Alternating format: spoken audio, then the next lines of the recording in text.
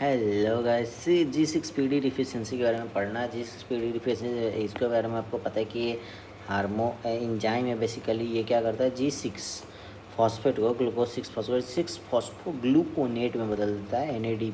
NADPH का reduction हो जाता है, ठीक है।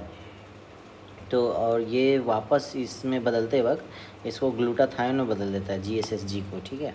अब ये H2O2 इसको इसको इसको रिड्यूस करके ऑक्सीजन निकाल दिया, ठीक है। तो ऑक्सीजन निकला तो क्या बना, ये ऑक्सीजन आ गया। अब इसका कमी हो गया तो ये तो बनेगा नहीं इसमें, तो ऑक्सीजन तो निकलेगा नहीं, तो ऑक्सीडेटिव स्ट्रेस हो गया। अब क्या होता है G6PD डिफेक्ट में, RBC susceptibility to oxidative damage ज़्यादा, क्योंकि ऑक्सीजन कम है तो क्या होगा, और ज़्यादा डैमेज के लिए रहेगा तो डीनेचुरेशन ऑफ HB चेन।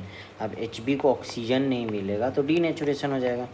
अब इसके कारण वो क्या बन जाता है, हिंज बॉडी, ठीक है।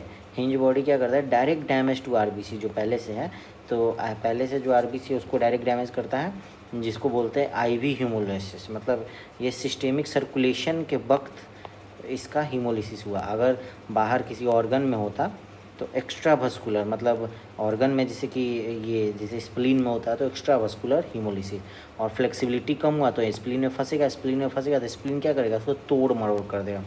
तो ये जो हिंज बॉडी है उसको काट देगा।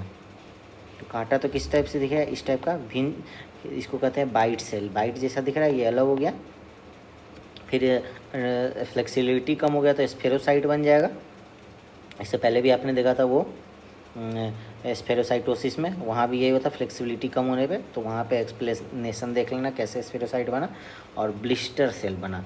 और इसको क्या बोलेंगे, एक्स्ट्रावेस्कुलर हीमोलिसिस। अब ऑक्सीडेटिव स्ट्रेस हुआ तो हीमोलिसिस होगा, इन्फेक्शन होगा। इसका मतलब बढ़ावा कौन करता है, बढ़ावा किसे देता है, इन्फेक्शन हुआ जैसे निमोनिया या सेप्सिस हुआ तो ऑक्सीडेटिव स्ट्रेस बढ़ेगा, वहाँ पे ऑक्सीजन का ज़्यादा ज़रूरी है तो और स्ट्रेस बढ़ेगा। ड्रग में एंटी मलेरिया में primaquine, sulfa drug, anti TB drug, primaquine, anti TB drug, sulfa drug, primaquine. Foods में फावाबिन्स, G6PD डिफिशियंसी, ठीक है। एक्स लिंक रिसेसिव डिसऑर्डर होता है, अनस्टेबल एंजाइम। G6PD डिफिशियंसी होता क्यों है, एक्स लिंक रिसेसिव डिसऑर्डर होता है। सबसे पहले तो एंजाइम अनस्टेबल होता है और T1/2 बहुत कम होता है, तो इसका आगे वेरिएंट में देखेंगे हम। उसके बाद जैसे कि मतलब G6PD डिफिशियंसी है तो स्ट्रेस होगा, ऑक्सीजन स्ट्रेस होगा, तो एल्डरली RBC डिस्ट्रॉयड, और इसलिए एल्डरली RBC खुद डिस्ट्रॉय होगा, और जो नया बोन मैरो आएगा वो मैनेज कर लेगा, उसको उतना फ़र्क नहीं पड़ेगा। ऑक्सीडेटिव स्ट्रेस है फिर भी, पुराना वाला तो झेल नहीं पाएगा और मर जाएगा, इसलिए थोड़ी देर बाद खुद से ये ठीक हो जाएगा। सेल्फ लिमिटिंग हीमोलिसिस, थोड़ी देर बाद खुद ठीक हो जाएगा। जैसे कि सर ने बताया, सर स्पर्श गुप्ता सर ने, तो 50 यंग है 50 ओल्ड है, ठीक है, 50 यंग है 50 ओल्ड है, तो old destroy then new from bone marrow come, so now all RBC are fresh, जो नया आएगा अब तो अब से, इसीलिए सेल्फ लिमिटिंग हो गया। जैसे यहाँ पे देख लो आप कि ये हो गया बिलो दिस सफ़र फ्रॉम, इस लाइन के नीचे सफ़र करने वाले हैं, ठीक है। तो ये न्यू हो गया और ये एल्डर हो गया, तो न्यू वाला ऊपर तक रह गया, एल्डर वाला नीचे चला गया, और वो टूट के ख़त्म भी हो गया, ठीक है। तो इससे कोई मतलब नहीं है। इसलिए G6PD डिफिशियंसी एक तो एक्स लिंक रिसेसिव डिसऑर्डर है, जिसमें होगा तो भी कोई दिक्कत नहीं है, सेल्फ लिमिटिंग है, इसमें तो दवा भी नहीं देते हैं। अब अनस्टेबल इंजाइम हो गया तो भी है, तो भी दिक्कत नहीं है, और T1/2 कम है, तो T1/2 कम है तो हो गया। अब G6PD stress, elderly RBC destroy. अब वेरिएंट होता है एक, इसको BM बम याद रखना, बाम, आपको बाम लगाना पड़ेगा ठीक करने के लिए। तो G6PD B नॉर्मल है, नॉर्मल T1/2 ये सबसे कॉमन है, इसलिए सबसे ज़्यादा यही कॉमन है, इसलिए इतना कॉम्प्लिकेशन आता ही नहीं है। G6PD A+ है, मतलब थोड़ा सा कम T1/2, फिर A- बहुत ज़्यादा T1/2 कम, और G6PD M मतलब मेडिटेरियन, तो वो बहुत ज़्यादा, तो मोस्ट सीवियर होता है, मोस्ट ससेप्टिबल होगा, इस सबसे ज़्यादा दिक्कत होगा इसको, इतने डिस्ट्रॉय भी हो जाएगा।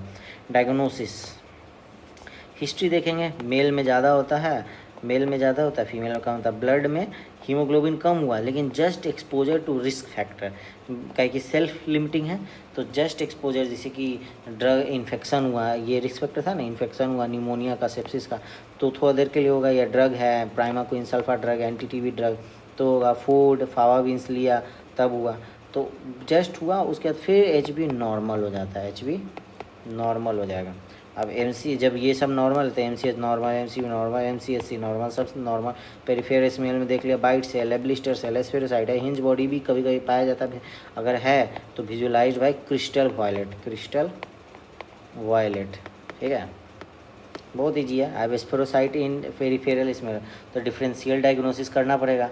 हेरिडिटरी स्फेरोसाइटोसिस में भी देखा जाता है, ये G6PD डिफिशियंसी में भी देखा जाता है, तो मतलब डिफरेंशियल डायग्नोसिस करके हमें पता लगाना है कि ये जो स्फेरोसाइट बना है, तो मैंने बताया ना कि इससे पहले एचएस में आपको पढ़ना था, तो वो वीडियो मैं डाल रहा हूँ इसके बाद।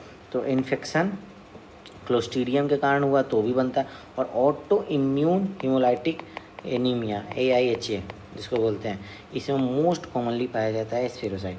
अब G6PD लेवल एस्टिमेशन करना है, तीसरा डायग्नोसिस का तरीका है, तो इलेक्ट्रोफोरेसिस से सब टाइप पता चल जाएगा, सोडियम, और उसके बाद क्या है, in normal brown colour transiently seen, मतलब थोड़ी देर के लिए दिखता है, और अगर मतलब है तो ब्राउन कलर लॉन्गर सीन होता है, क्या ना, सोडियम नाइट्राइट डालते हैं तो मिथेमोग्लोबिन रिडक्शन हो जाता है, तो इसके कारण क्या होता है ना कि ब्राउन कलर दिखता है, तो अगर उसमें नहीं है, नॉर्मल है, तो उसमें ट्रांजिएंटली दिखेगा, और अगर उसको G6PD डिफिशिएंसी है तो लॉन्गर सीन दिखेगा। मेथेमोग्लोबिन रिडक्शन ऐसे